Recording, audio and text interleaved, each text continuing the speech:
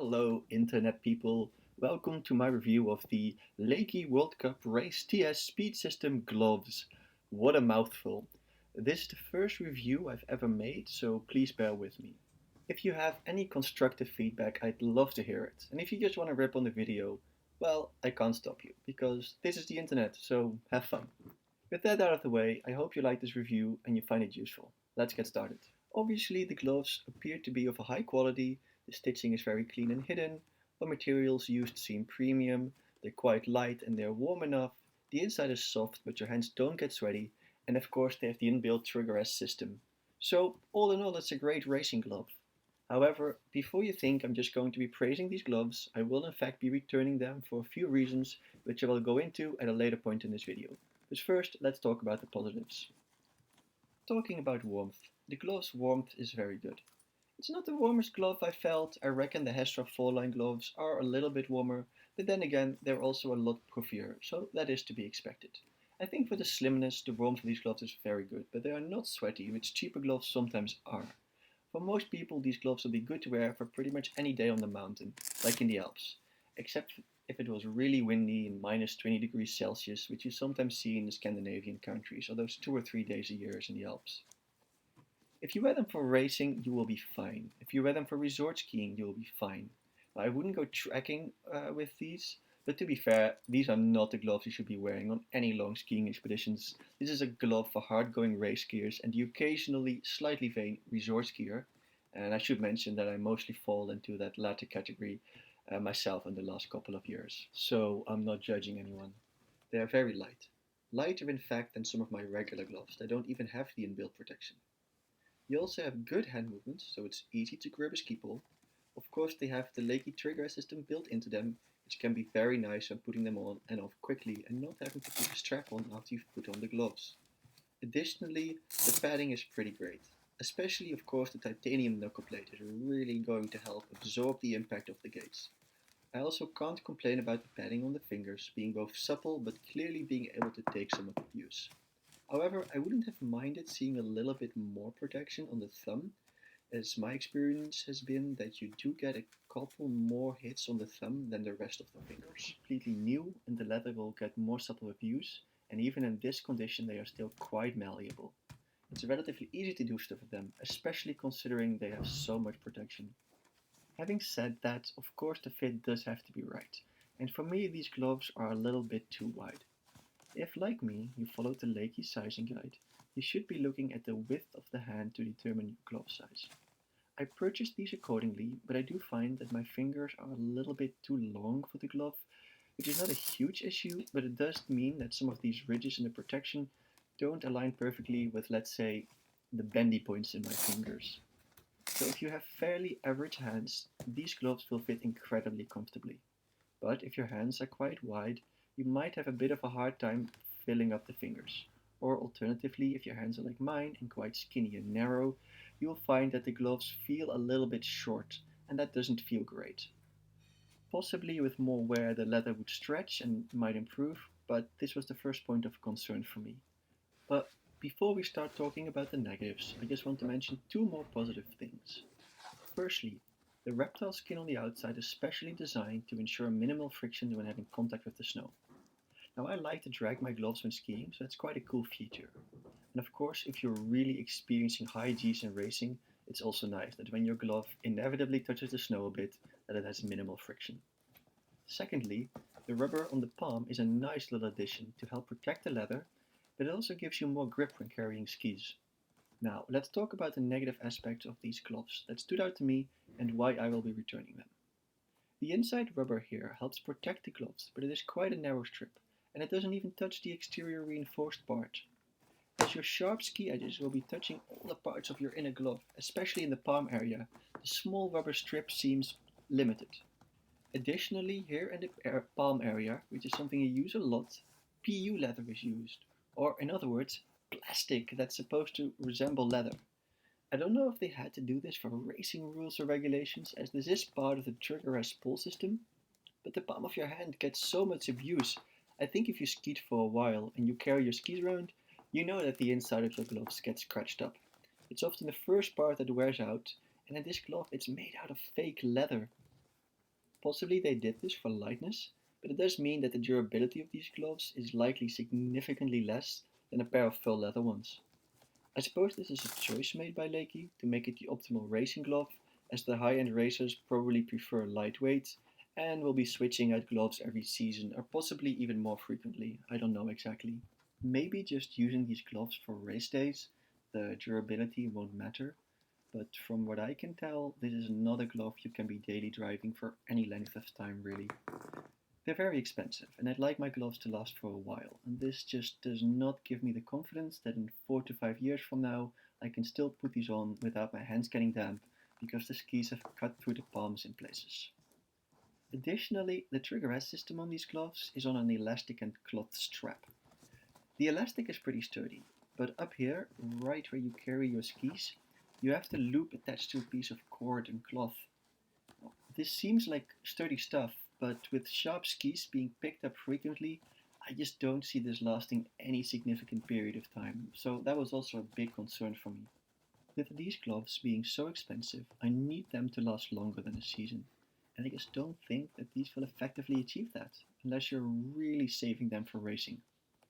I have similar concerns with the wrist strap and the lower arm wrist gaiter strap, both made out of fake leather. Now, I cannot say anything with certainty about the actual quality and durability, as I haven't used these gloves on the mountain, and it is possible these PU patches will last long.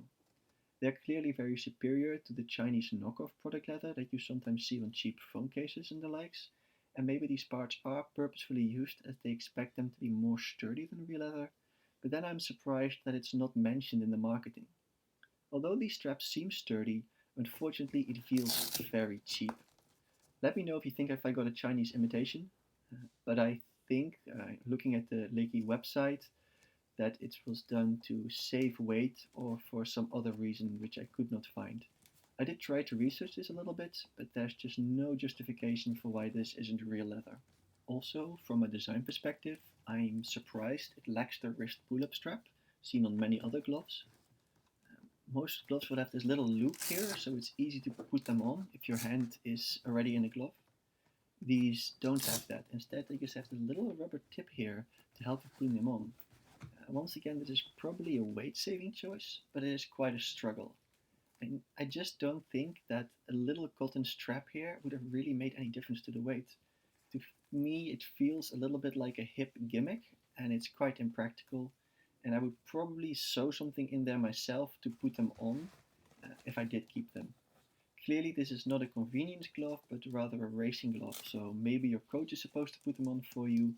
Anyways, definitely another reason not to wear these gloves on a daily basis. Now, on the outside of the glove wrist gaiter, there's sort of a yellow cloth part here. It looks quite nice. It's got these preformed lines to help with movement, but just from shipping, you see that there's already a little bit of fuzz developing on the top of this cuff. If you combine these gloves with skiing jackets or even a race suit and just occasionally putting on a jacket, I think they will wear very quickly and fluff up these cuffs and they'll get ugly and look worn within days. And there's just another thing here which makes me think that when they were designing these gloves, durability was not a priority. And then finally, this is by far my biggest concern with these gloves, but it is a personal one, and I doubt many other people will have this issue. They're not equal. I mean, the pair I have, they're not symmetric. So I've been showing this one glove, but actually if I get the other one from the set, you'll see that the thumb is connected in two quite different positions. As you can see in this image, I quickly used a toothpick, because it was next to me, to show the alignment. And see, if you follow the wrist strap line out to the seam of the thumb, it just connects at very different points.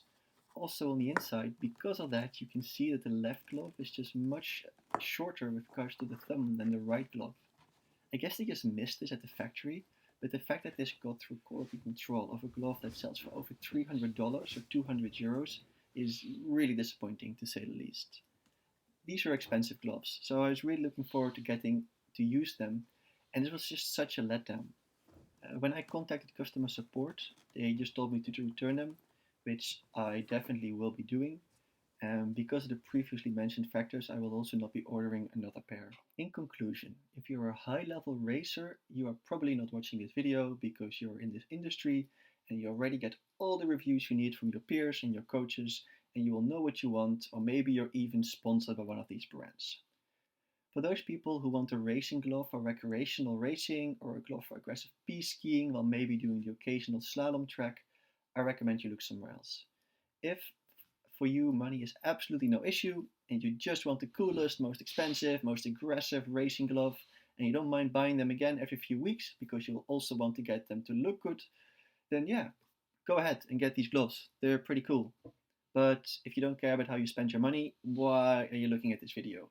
Just get the most expensive or comfortable gloves you can. There's enough salespeople in resort villages that will gladly take your money. For all other people who want a good product that will hopefully last them for a while, for my fairly extensive skiing experience and having had a chance to really look at these gloves, I would advise you look elsewhere. Now, please correct me if I'm wrong. I haven't been able to ski with these gloves, and I've only been able to have a look at them and put them on occasionally inside. So if I did completely misjudge some of these materials or the gloves overall, or you simply think I'm being too harsh, let me know in the comments. We can have a discussion about it, and if necessary, I will adjust the video accordingly. But honestly, there's just so many red flags here with regards to the durability and quality that I would have advised against buying these for anyone but the target audience of very high level competitive skiers. And even for them, I honestly think there are better options out there. I myself am going to step down to another Leki pair, the full leather World Cup race downhill gloves, as they seem to have the benefit of being full leather gloves, so hopefully a little bit more durable, but they do still have the inbuilt trigger system, which is very cool and useful. If you want a very high level racing glove that has more leather and seems more durable, probably go for the Roush Race Tech GS gloves. Honestly, as far as I can tell, at least in this generation, they seem to be the better choice. Alternatively, if you just want really good skiing gloves, the Hestra 4-line gloves are also very nice, and I know a lot of skiing instructors absolutely swear by them as they are completely leather and last many, many seasons, even when ski touring and handling lots of ropes. By the way, let me know if you'd be interested in a review of my upcoming World Cup race downhill gloves. As this is my only review and I have no specific videos planned for the future, I don't have to bother you with the whole please like and subscribe nonsense. But if you do have any questions about these gloves or would like to just discuss ski gear in general, which I am admittedly unhealthily passionate about, feel free to drop some comments below and I will get back to you. Thank you for watching.